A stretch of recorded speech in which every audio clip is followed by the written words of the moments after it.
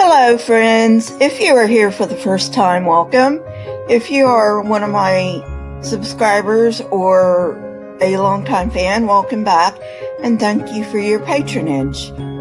We will get right into the topic, which is religion and violence. There is a lot to be said on this topic, but I am just going to do this one video for now. I will list cults here because there's no way you can do a show on religion and violence without mentioning cults, but Telltale does an awesome job on cults, and I don't want to steal his thunder. I may, however, go into cults later when I go into schools and denominations. Throughout history, religion has been interwoven with violence. Ancient Zoroastrianism took combat myths and transformed them into struggle between good and evil, whereas Judaism formed a confederacy in the crucible of war. Christianity had its martyrs, the Crusades, and the Inquisition. Islam has a jihad, or holy war. No, moderate Muslims do not support jihad. I will expound on this when I go into Islam. No modern religion in its central tenets promotes violence, and even some religions leave no room for it, either in theology or practice. However, it is a fact that there is a real connection between religion and violence. But what do we mean by violence?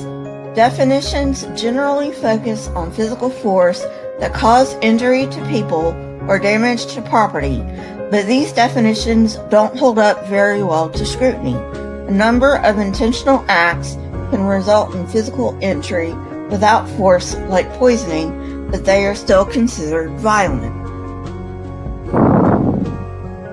Thus, the problem of defining violence is twofold. The limited understanding we gain by defining violence in terms of physical force, and the difficulty of bringing in symbolic dimensions like desecration of an ancient Buddhist statue without favoring ethnicities. Mary Jackman, in answer to this problem, has formulated a definition that is culturally neutral. According to her, violence encompasses actions that inflict, threaten, or cause injury and can be corporal, written, or verbal, with the resultant injuries being corporal, psychological, material, or social. Religious violence can take the form of symbolically pursuing a war that cannot be won, like terrorism. Brian Jenkins argues that terrorism is violence meant to have an effect. However, this does not mean that symbolic violence has no goals. Sometimes the goal is just to derail peace. To understand the relationship between religion and violence, we need to try to distinguish between purely religious violence and violence that has religious overtones but can better be explained in other terms. Of particular importance is game theory that points out that actors engaging in rational strategies may become embroiled in schemes with unintended results and which fail to maximize objectives. In religious circles, situations can slip into unintended violence and conflict. Escalation or even de-escalation and resolution are the result of cognitive judgments and attributions of involved parties toward each other.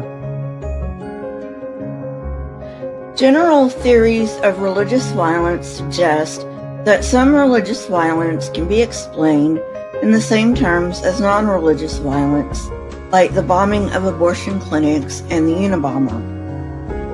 The second thing general theories suggest is that religion can amplify violence that has its central cause elsewhere. Violence itself can become a sacred duty, such as with the samurai. Is religion intrinsically violent? The ritual cleansing so prevalent in today's religions originally took the form of a sacrifice to destroy a representative bearer of evil. Therefore, the core practice of religion is scapegoating. So, yes, religion is intrinsically violent. I think this is a good place to stop. There will be a part 2, but this is not going to be a series. I will be covering violence in my review of the individual religions. If you like this content, please hit the like button and press the subscribe button if you have not already. If you want to be notified when I come out with new videos, hit the bell next to the subscribe button. As always, I look forward to hearing from you, so leave your comments in the comments section. You can catch me on Twitter and Discord. Those links are in the description. I also now have a PayPal account. That link is also in the description. And finally, the links to my sources are in the description. As always, question everything and never be afraid. Thank you, my friends, and goodbye. Here are some videos that I've selected from my library.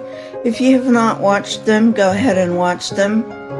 Thank you for watching and have a great day.